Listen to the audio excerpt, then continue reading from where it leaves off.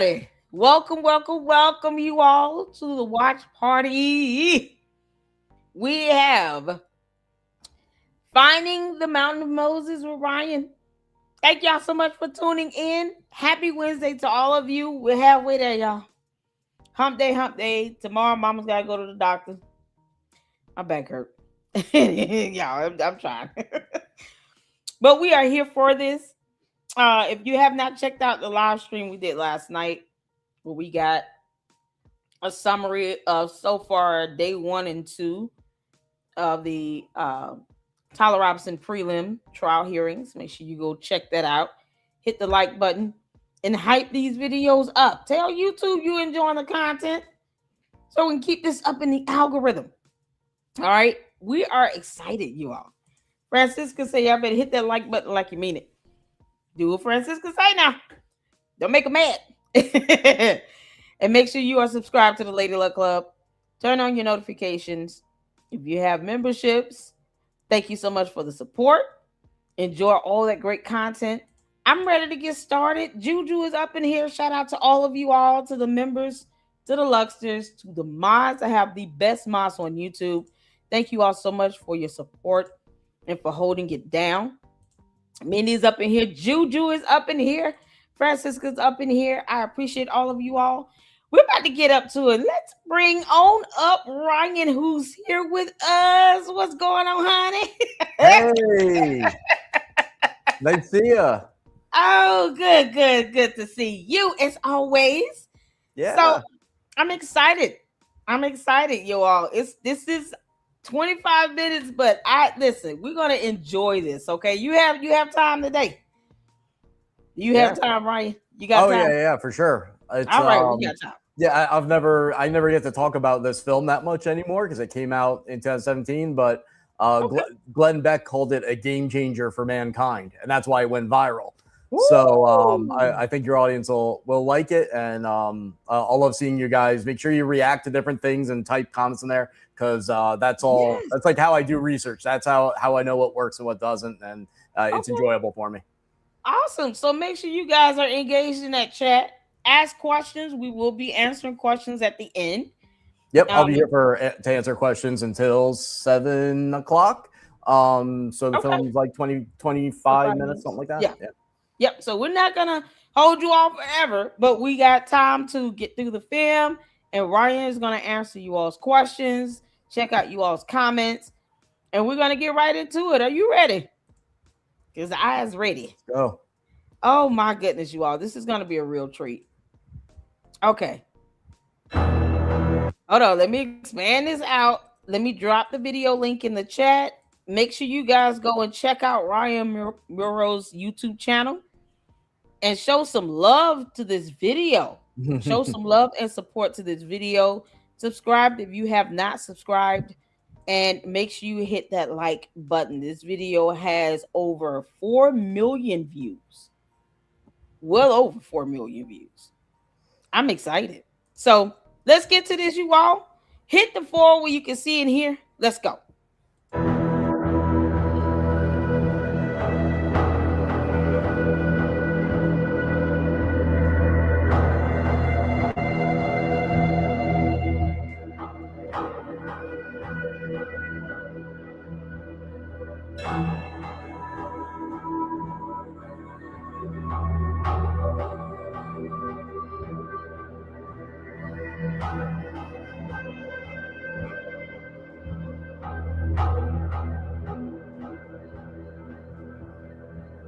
For generations, we have been taught that we had to believe the story of the Exodus on faith alone.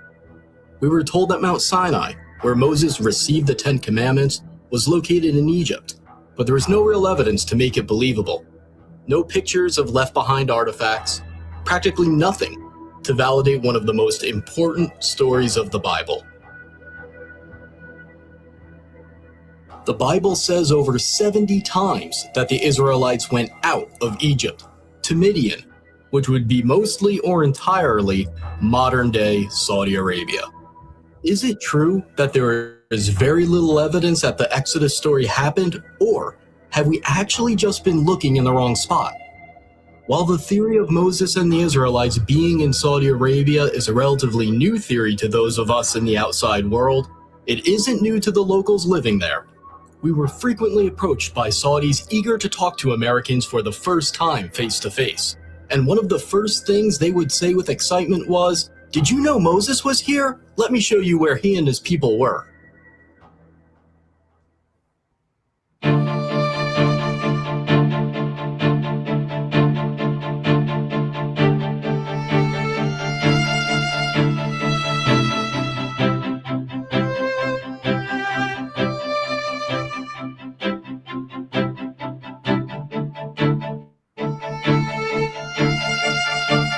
The tradition that the mountain in Egypt's Sinai Peninsula is Mount Sinai only dates back to the 4th century AD. New research based on Jewish, Christian, and Islamic sources indicate that there is a tradition that is 600 years older. And according to that tradition, Mount Sinai is in northwest Saudi Arabia. This other tradition points to Jabal Makla, a peak on the mountain range known as Jebel al-Lawz, as the true Mountain of Moses. Several historical sources, including Josephus, recorded that Mount Sinai is the highest mountain near a city that is today called Al-Bad. Locals refer to Jabal Makla as Jebel Musa, the Mountain of Moses. So you call this one Jabal Musa? Jebel Musa.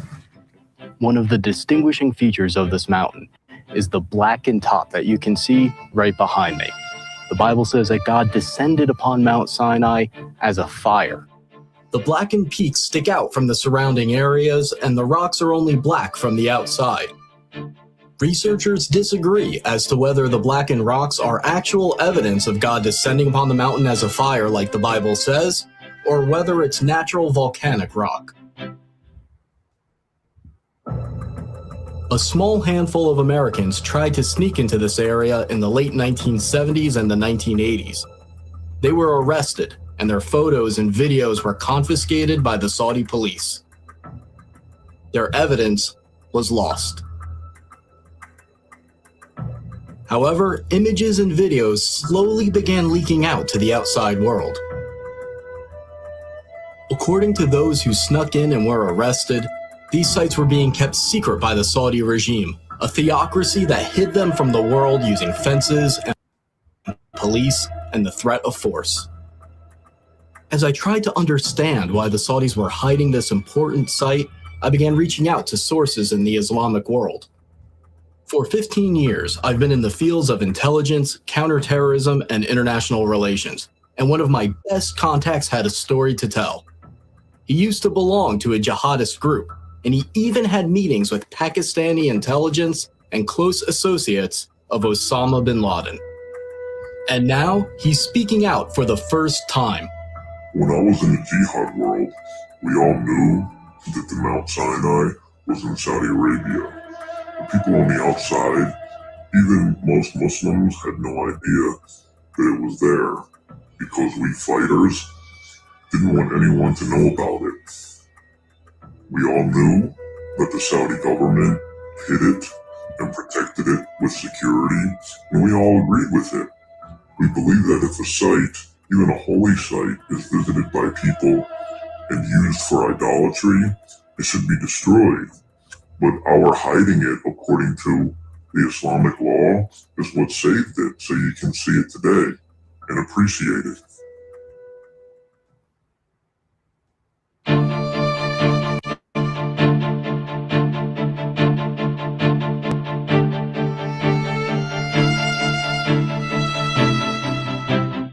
Moses flees Egypt after killing an Egyptian who he saw abusing one of the Hebrew slaves. He then escapes to Midian as a fugitive. In Midian, Moses sits by a well and he meets the daughters of Jethro who are getting water for his flock. Moses then marries one of his daughters. We are in the ancient land of Midian right now, near the town that locals describe as originally being the land of Jethro. When we visited this area, multiple Saudis approached us to tell us this is where Jethro and Moses resided. They excitedly pointed to an ancient well that is fenced off and marked as an archaeological site. The Saudis have long believed that this is the well where Moses met the daughters of Jethro, and Muslims from around the world come to see it.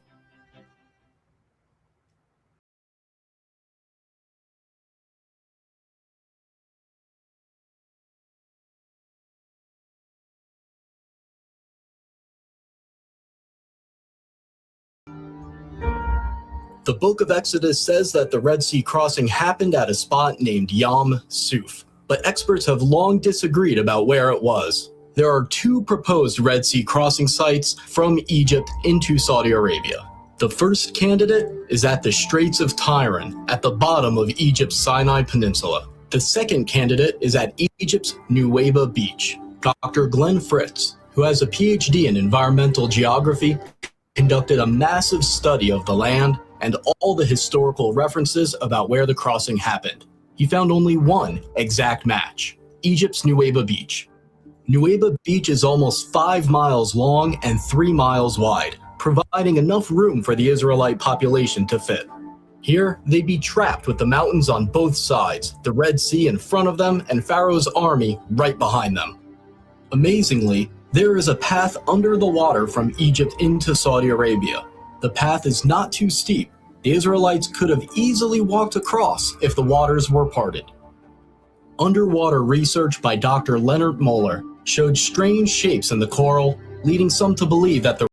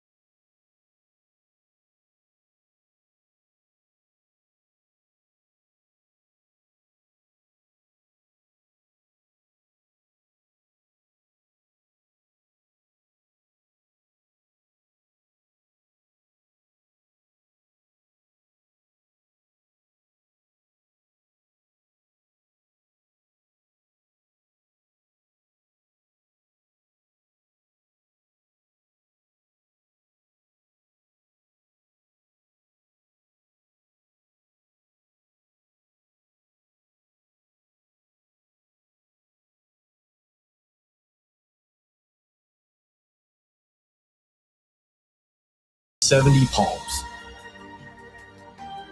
Along the path to the possible real Mount Sinai, there is a match for Elam, with many palm trees and, to this day, 12 wells. Saudi locals pointed us to this location and specifically referred to it as Elam.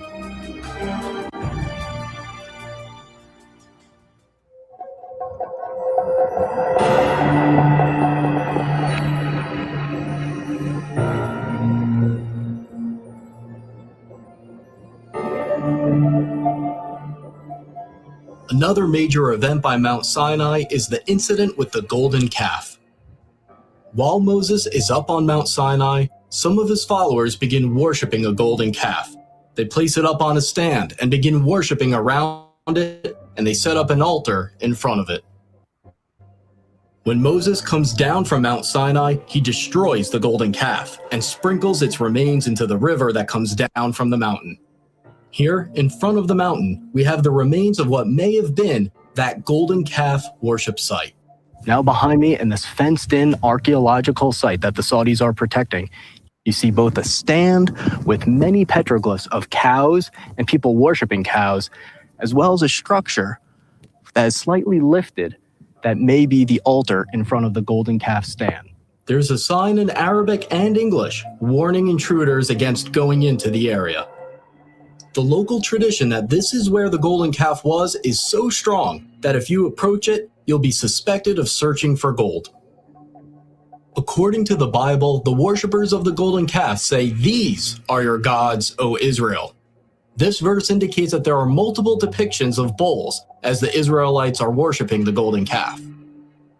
On the top of the stand where the golden calf would have been placed, there is a circular indent where the rock has been worn down. It's speculated that this is where Moses grounded the golden calf into powder. After Moses destroys the golden calf, 3,000 of the golden calf worshippers are killed, so there must be a spot where thousands of people were buried. About 4 miles from this site, there's a massive ancient graveyard.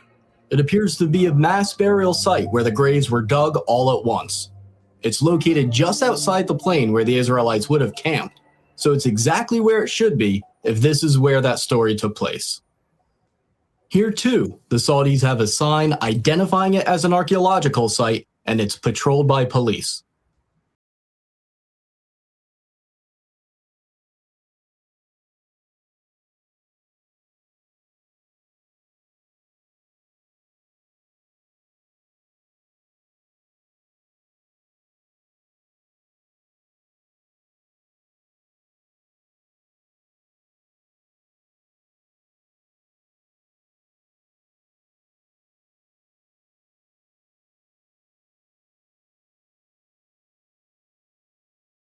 The book of Exodus says that Moses built an altar of uncut stone at the foot of Mount Sinai and also set up 12 pillars to symbolize the 12 tribes of Israel.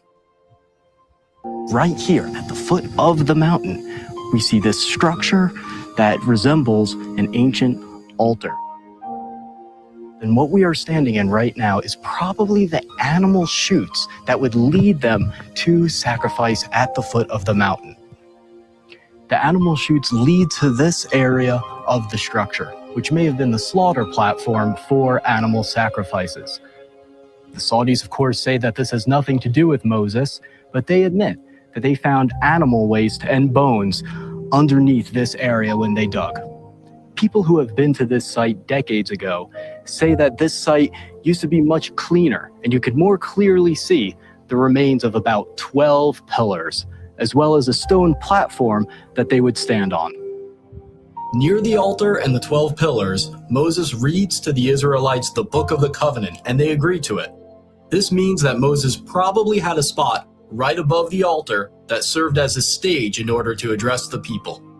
Right above this area with the altar and the pillars, there is an area that could have been a perfect spot for Moses to be seen and heard when the covenant is made. A Saudi local actually pointed to this part of the mountain and showed us how Moses' voice would have echoed like he was speaking in a natural amphitheater. The Bible says that a brook flowed down from Mount Sinai, providing water for the Israelites. The brook must have come down near the altar at the foot of the mountain for the sacrifices to take place, and the brook must have come near the golden calf because Moses threw its remains into the river. It's very easy to see where there was once a stream coming down from this mountain, where there's evidence of burnt sacrifices. It then ends up near the possible golden calf worship site. There's even evidence of wells around the area where a pool of water would have formed, proving that a large population once lived there.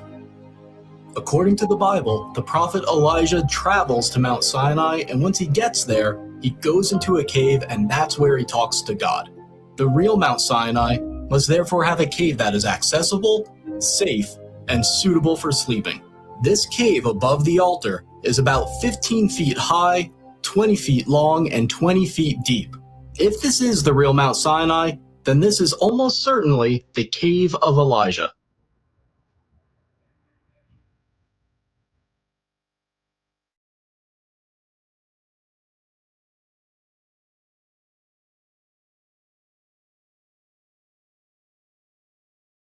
On the way to Mount Sinai, the Israelites camp where there's no water.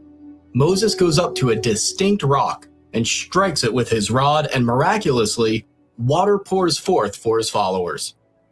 The historian Josephus said that the split rock could still be seen in his time, and it was so big that it could not have been moved. Is it possible that this split rock still remains today, testifying to the accuracy of this story? The answer is yes, and it is stunning.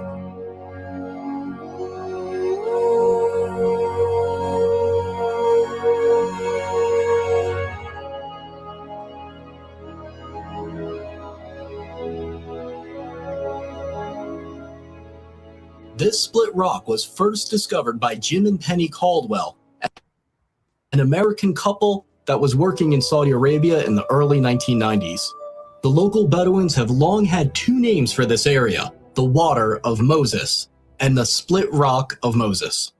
This split rock is on top of a 100-foot hill and is somewhere between 40 and 60 feet high. And what's really amazing about this specific location in the valley along the possible route to Mount Sinai is that the rocks underneath the split rock are smooth, as if tons and tons of water poured forth, forming a miniature lake at the bottom for the Israelites to drink from. If you have a relationship with a local, they'll tell you that this area is related to Moses. But the Bedouins that live here will try to keep you out. We saw this firsthand as we were chased out of the area. Okay, so we are flooring it. We're gonna see if this guy follows us. We heard 2 gunshots. This guy's like, doesn't really want to party.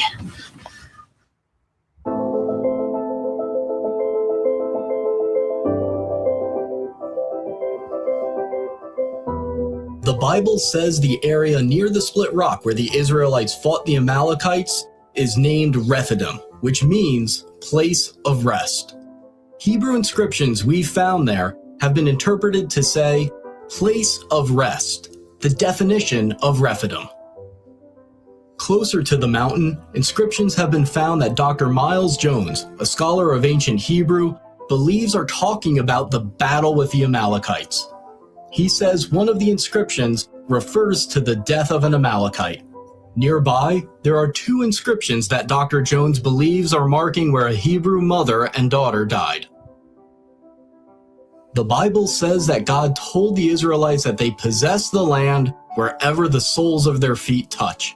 Near the split rock and near the mountain, there are many inscriptions with an image of a foot and a sandal. Next to the image, there is Proto-Hebrew writing that means the sole of the foot.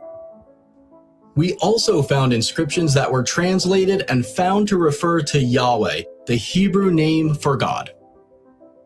There's another area near the mountain named Wadi Musa, or the Valley of Moses. Here, a depiction of a menorah was found, and it might be the oldest depiction of a menorah known today. Now, a new eyewitness has come forward to reveal that the Saudis have been hiding the evidence of the Exodus since at least World War II. This man was an American pilot who met the king of Saudi Arabia. Bob Cornuke was one of the first people to reach Jabal Maqla in the 1980s, and he recently interviewed that pilot and made the footage available for this video. It's an honor to meet you. Well, thank you. Our lives have intersected possibly in something very historic. And we're talking about where the real Mount Sinai is located. And I had no idea that someone as far back as World War II would have seen the mountain and had been told that the mountain was the holy mountain of Moses. Did any of the Muslims tell you that that was a holy mountain? Oh yes. I guess everybody in the military knew it was holy. Yeah. Well, they forbidden me to fly around it, and it was off limits that I'd be killed either by God or by maybe some of them, I don't know. And when I took off, I was half scared to death. You bet I flew around it. But it was different than the rest of the mountains because it was black on top? Oh, it was a blackish green. It was dark enough to be somewhat frightening. You don't know what I really believe. I think it's Mount Sinai. I think God let me fly around it. That's what I think. I think he let you and me both live. Why haven't we heard about this other candidate for Mount Sinai? Why has almost the entire focus been on the traditional site despite its lack of compelling evidence? Think about how many things line up with the biblical story right here at this mountain. There's a beach and path where the Red Sea crossing could have happened, matching the biblical account. You can see how the Israelites could have camped near Elim with its 12 wells and 70 palms. Along the way to Jabal Maqla, there's a split rock, an area suitable for camping. There's a mountain referred to as the Mountain of Moses, with a large plain in front of it where millions of Israelites could have camped. You can see an altar of uncut stone at the foot of the mountain, where there's evidence of burnt sacrifices, right where it should be. There's evidence of bull worship, and you can see exactly how Moses would have seen the golden calf worship going on as he came down from the mountain. There's a brook that comes down from the mountain just like the Exodus story says. You can see right where the cave of Elijah might have been. All of these little details have to fit, and they fit. After I came back from the trip, people asked how I felt standing there where so few people have been able to. And the predictable feelings were easy to describe. The adrenaline, amazement, awe. But there was an emotion that was more difficult to describe. I didn't deserve to be there. I'm not someone who's given away his wealth to the poor. I'm not a scientist or a pastor. And there are still days where I feel like I have no faith at all. But then as I looked at the mountains, I remembered something. The Bible has a clear pattern where God doesn't use the best or the most expected. Even Moses was so insecure that he didn't want the job. Rather than using the most qualified, the pattern is that God uses the unexpected, the insecure, the flawed, the depressed, the doubter, the underdog. Every single person can make a difference, especially those that think they can't. As you watch this, the Saudis are constructing a super city that is planned to be 33 times the size of New York. If all of us don't take action, Saudi construction in the area may destroy key evidence and prevent excavation for the foreseeable future. To try to stop these sites from being threatened, we have set up a website and a nonprofit organization to support further research and to convince the Saudis to preserve the sites so they can be saved and investigated. We're entering a period that we have never been in before, one where this footage and other evidence of the Exodus and the Bible overall are only a click away for anyone on Earth with an internet connection. And as these sites are revealed, it will change the Middle East forever and impact the billions of people who follow Judaism, Christianity, Islam, and those with no faith at all. The world is about to change.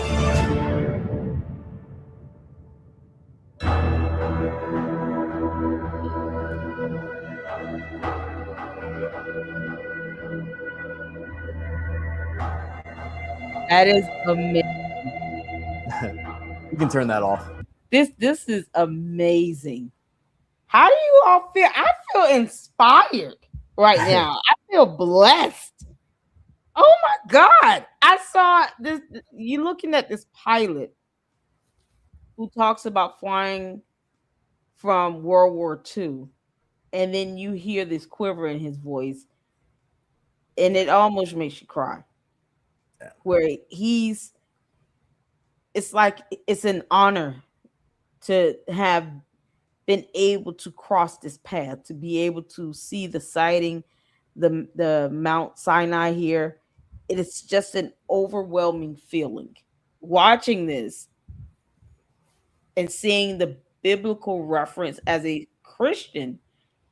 It's like watching the Bible come to life. And it's such a blessing to be able to even get a taste of this. I'm just overwhelmed. I think this is absolutely beautiful.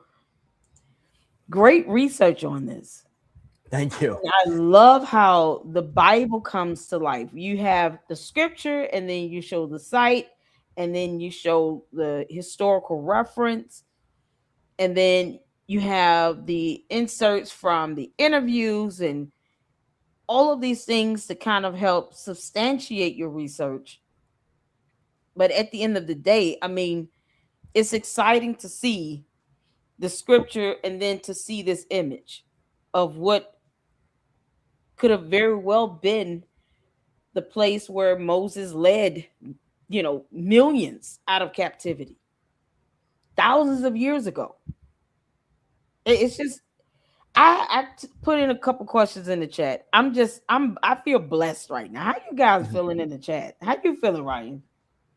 Oh man, that's a blessing. How you feeling, Ryan? I'm feeling good. I love seeing people's reactions to it because that came out in late 2018. So, you Ooh. know, it came out a long time ago. So it's been a very long time since I've gotten to talk about it publicly. The site is public since somebody asked. It is accessible now. When I went, tourism was illegal. So we had to do some maneuvering to get in there. But ironically, it was Sharia law, and that lack of freedom is what preserved all that. Because if us Americans and us in the West had control of that, we'd have like a roller coaster going through it. Like that's what we do with sites that we take over. But it's preserved because of the lack of freedom there, and the fact that we were so stuck on the traditional site for so long. That's just where everybody just kind of assumed that consensus was right without revisiting it too much. But it turns out that you look at the old tradition, and the oldest tradition says it's in this spot. The oldest historical site says it's in that spot, and the local Saudis think it's weird that we don't know it. But that's because Saudi Arabia is only becoming part of the globalized world now, and we have the internet and Google Earth to pass this information back and forth. So it's like time. It's like it was revealed specifically for this time in history. Yeah, absolutely. And I know I had a couple questions, one of which I think you answered regarding specifically the artifacts at the bottom of the Red Sea from the army, the Egyptian army. Have you been able to, retrieve items to be able to dive and excavate yourself at the bottom of? No. Well, first it would be illegal to take anything out of there. And I don't know what you could, because if the theory is true that some of those shapes are because of the coral being around the metal and then dissolving it, but retaining the shape, so only like fragments might remain. I don't know how you can move that. Other people criticize that theory, but then I talked to divers who have been there who have said, no, I don't see this. Something happened here, because I go to other places around the world and it doesn't look like that. Some people like Glenn Fritz, who did like the big study on where the crossing would have happened. He says there's a certain depth. I mean, it's deep, but there's a certain depth where the actual objects could be preserved. But that's expensive, and the permits, I think now we could probably get them. But that would be a funding thing of trying to get the equipment and getting the experts and the scientists together in order to go down there. And it's hard when you can't. This is still not a mainstream, not everybody agrees this is Mount Sinai. Some people who have seen the film and stick to other candidates. But I think the evidence far favors this one, to the point where any of the sites I showed, if one of those pieces of evidence got debunked, you still have the rest. Like the accumulation adds to it, where you might have a reasonable explanation for what looks like it might be Moses' altar or the golden cat, whatever. But that reasonable explanation becomes less reasonable when you put it all together, and it just so happens to line up with the biblical story, which is treated as a historical record, not a flawless one by experts, but experts who are atheists cite it as a historical record. Right. And I think that's one of the reasons why I asked about that, because if you could, you're talking about something that would have been completely untouched for the most part. If there's a chance where people can see some of these artifacts from the crossing of the Red Sea, at the very least, that would be, to me, seeing this piece of artifact, and then it's able to be tested and authenticated to have been a part of, the Egyptian army, from the chariot to a piece of strap, whatever, that would just add to the evidence of this being the path that Moses took. So that would be awesome if we could, but I understand it is child, and that's sort of like the same mindset with the Titanic. That's why they don't want to raise that out, because you don't know what condition is in, and it's pretty much part of the ocean, and ocean life is growing on it. You got the rusticles and all of that happening, but it's why they won't pull the Titanic or parts of it out the water from the ship itself, which makes sense. So I I just love it. It's like something that should be on a History Channel. Is this on the History Channel? No, I did have some different places that were interested, like Josh Gates. I forget the name of his show. They reached out to us a couple times, but they ended up not wanting to go to Saudi Arabia and to take that on. But they reached out because a lot of people were reaching out to them. So he's like on Discovery Channel or one of them. But it does air on Newsmax fairly frequently enough that I don't know it when it airs sometimes. As for the one question someone said about was Moses before or after Noah? He was after. And then as for the question of lying, I think there's a combination of, so a lot of the times people, when they lie, it's not because they mean to lie, you know, they believe what they want.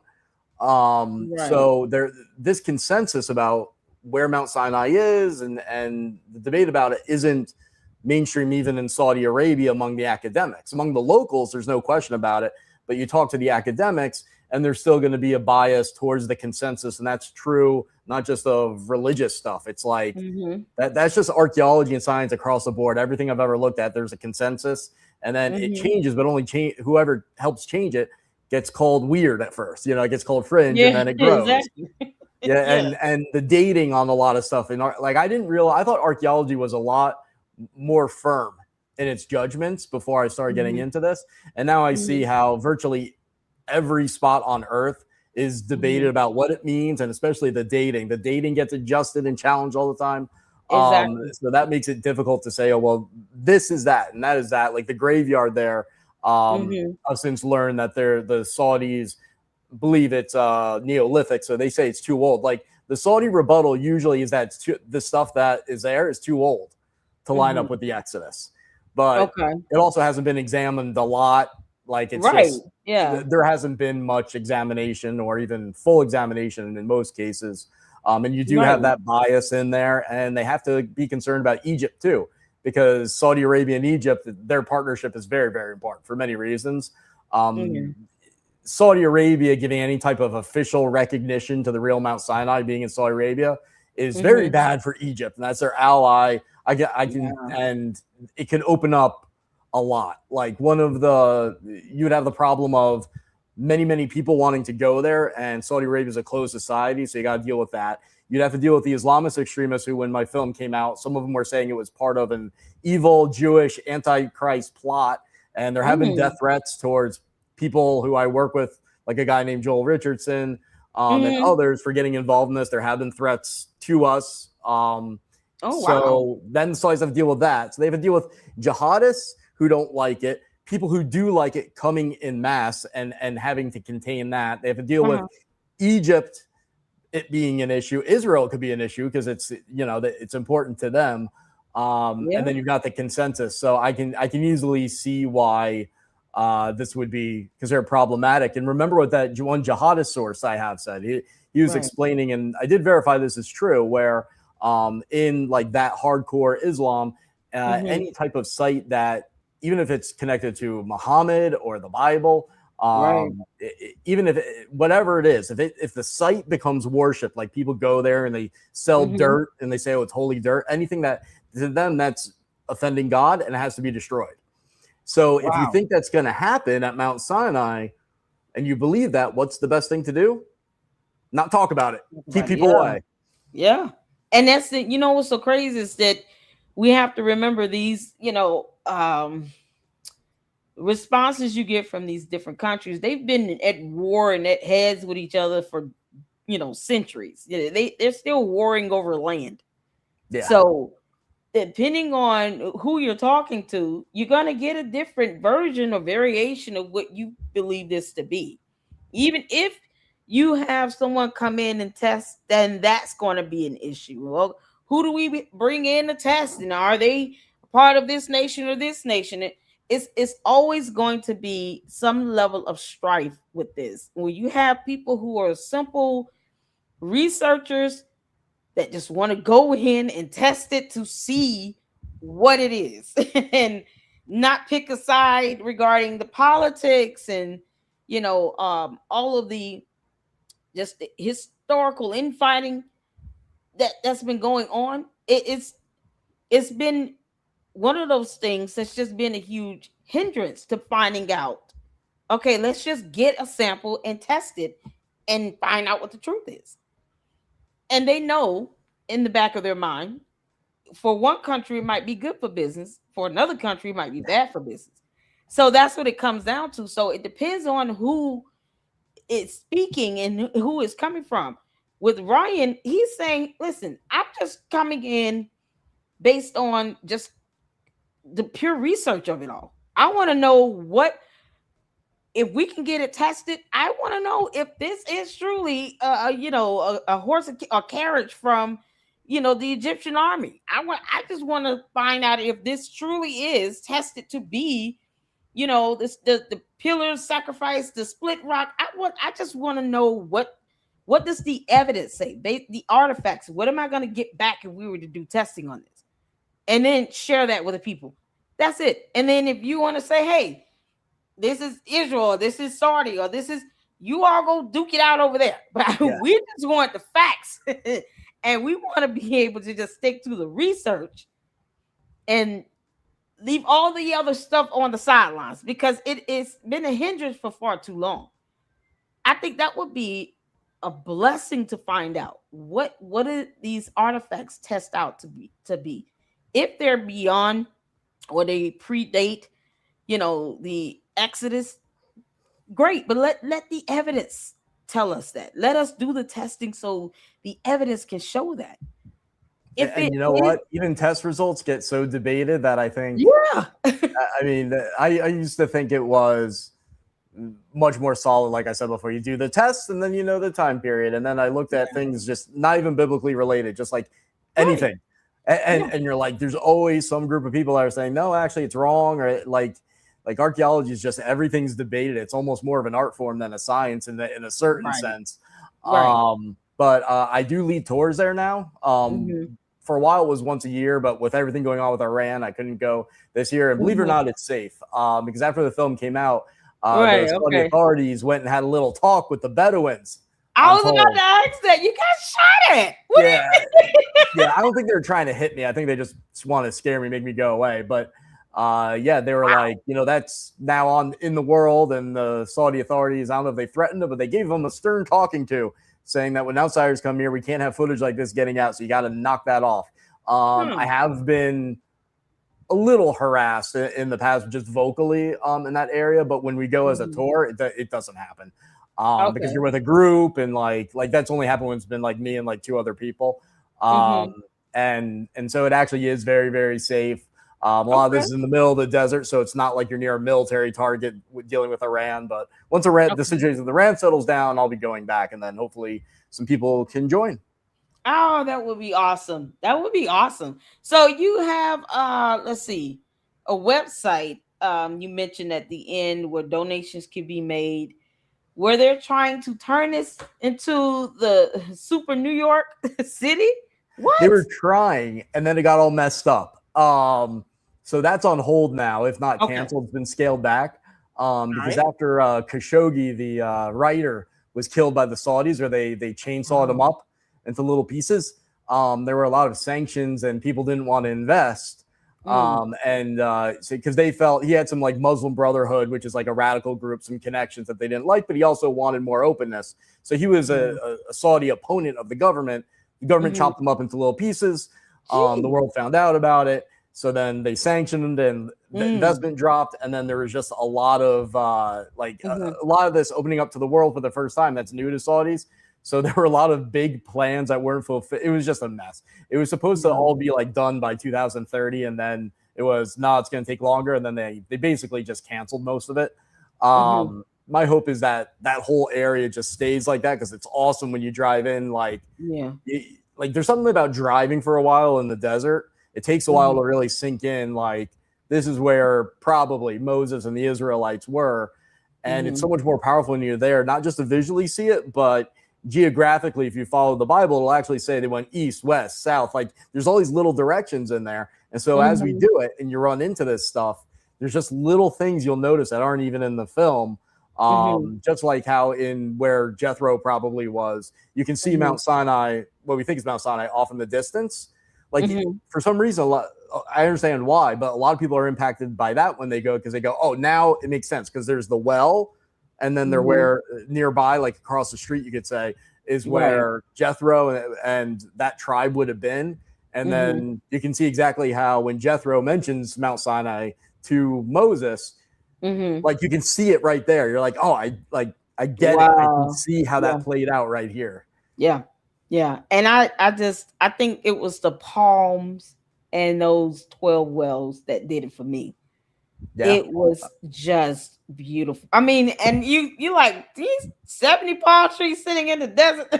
Yeah. It was your first thing most people gonna ask, okay, did anyone just plant these trees here? No, these things, you know how deep those roots go for those trees. It's just amazing to see that spot there. And it's almost like, you know, still preserved. The leaves are still green. It was so breathtaking to see that. And I think, you know, like I said, the biblical reference, and then you see the site line up with the scripture like that. As a Christian, it was just a blessing to see that. Awesome. I wish I could hit the lottery. What is it? I'm getting my $7,000 check because, you know, Candace. I know. I wish that was true. That anti-Semitic propaganda. I wish it was. That's the one piece of anti-Semitic propaganda that I really wish was true. Not where I can go on a tour. Come on, Israel. Yeah. You can't make this stuff up.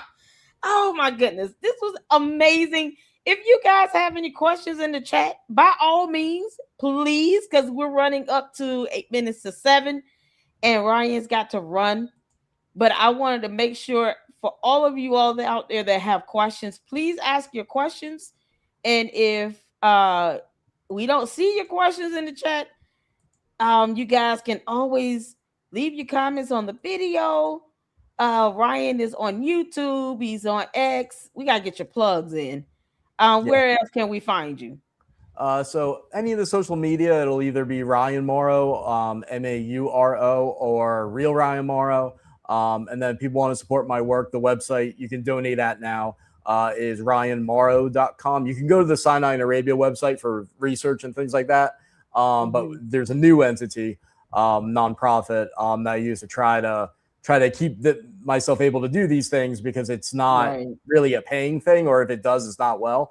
So that's kind of what I need to get myself over the hump in order to pay for those type of things, and to keep doing it. You look, both of us need to hit the lottery then. Come on, Lord. I think the lottery was called Bitcoin and we missed it. We're about 10 years too late on that. Like Layla Up Club, you know, you could have had a Bitcoin like 10 years ago. Like, yeah, but then would I have been the first one to go buy a pizza instead of just actually wait? I know. And you know what's annoying is I went to enough crazy people were like saying they're making money off of it. But everyone was weird who I saw talking about it. So I was like, all right, I'm going to go put in, you know, a few $100s. And I went to go do it. And I got so frustrated because I didn't understand, like the website I went to, it was like, oh, you need a wallet. And then you like, it just became too much. It looked too much like a scam, but I was kind of okay with like losing it. But it was just complicated enough that I was going around in circles because I didn't understand it. And I was like, all right, whatever, screw this. And if I had just had a little bit more patience, I would always be set for life. I think that was the thing for me too. I don't want to lose. I don't like losing money. I've never gambled. I bought a scratch off, but I've never played the lottery. I have never gambled. I can't stand losing money. Like even with when I say, and it's not even to be cheap, it's just I don't want to have to pay full price for things I know I can get on sale. It's like, man, that idea of having to do that, even accepting something from somebody like that with crypto, you know, tokens and Bitcoin, all this other stuff. There's so many scams associated with it that I personally reported on. I'm like, I can't fathom myself at this point doing this now.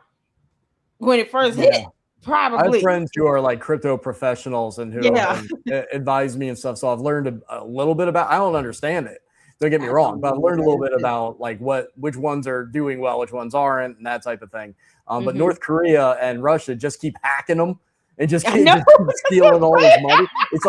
It's like once a month there's like some massive hack, and it's like, and I personally know people's happened to. So it's not just the exchanges where you go and do it. Like, yeah, they get targeted, but no, it's like the individual, they call it the wallet, like your bank account, you could say. Like people are getting hit all the time just off of what we know. And I know a lot of it I know enough about what's not going on that's not been public with Russia and North Korea and organized crime groups doing it, that I can't even imagine what the true totality of it is, but it's happening all over. So it's something like if you're going to do it, have a separate computer. Don't take any chances with security. Like you got to be safe. Man. Yeah. And that's not something after my, research on Novatech, and they scammed $1.2 billion from a crypto scam. My God. 1.2 billion worldwide. That is how major that crypto scam was. They're looking for these people. Okay. They have at least a federal lawsuit from a private law firm. Then, of course, the New York District Attorney, Letitia James, dropped one on them. The SEC dropped one on them. And the FBI is investigating them. That is how bad. Worldwide. That is what my introduction to this crypto stuff was. Investigating and researching that scam. Wow. You will not believe it. That being said, based on what my friends who know it really, really well, it's what they do. I would actually advise that people get involved in it, like just a little bit, but just learn a little bit. I mean, I'm happy to talk to people and understand. It's not financial advice, but there's like basic things you have to be ready to lose 90% and not freak out. Like, know that's normal, and you just sit through. And enough people have done so well, so consistently over the 4-year cycle that it goes through that I think it makes sense for people to put a little bit in.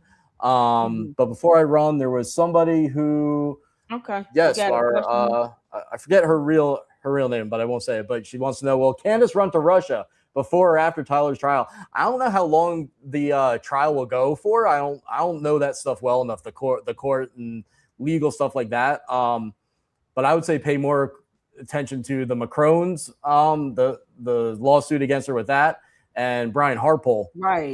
Because that's the one that's good. I mean, she's not getting away from both of those. I don't think. And then that's when she's gonna. You'll start to see when it might even be now. Maybe that's why she's freaking out. Like the moment's gonna come where she's going to freak out because that's what she does, and then you're going to see the effects of the stress, and you're going to know it's probably coming down on her that I need to go and move my assets, or move to Russia, move my assets to Dubai or whatever, or because I'm in real danger. And so, if you start seeing LLCs that she owns shut down, or somehow they get detected, new ones opening up overseas, then that's like a really key sign. She's selling the house, liquidating assets. If that all happens at once, then it's go time. But I got to run over to Regina's podcast. So I have to say goodbye to everybody. But thanks for doing this. Thank you. I appreciate it. This was a real treat. You guys wish Ryan Mauro well. Thank you so much for joining us, honey. And you have a great evening. Thank you. All right. Have a good one. Y'all, that was amazing. Thank y'all so much for tuning in. I appreciate you all. I'm going to do a separate live stream, and we'll go over what's happening with day 3 for the pretrial. So I'll get ready for that, and we'll start that in a minute. But thank y'all so much for tuning in to the watch party here. That video was just an absolute blessing. The music even was awesome. So it's all good. See, girl, you good. We're going to do another live because we gotta see what happened on day 3 today, what new evidence they're going to be admitting into the case, and go from there. So if you guys can't tune in to the next live, I know it's not pre-scheduled, but tune in. If not, then tomorrow we will be on Gary with Paramount Tactic because we love him. And so I'll get the live stream link and set that up. Hopefully tonight or tomorrow. Either way, We will be there tomorrow, you all, at 8 p.m. Eastern Standard Time. So let's get from this one and get into the next one. And I thank you all so much. You guys hit that like button and hype this video on the way out. And until then, Lady Luck Club out. Deuces.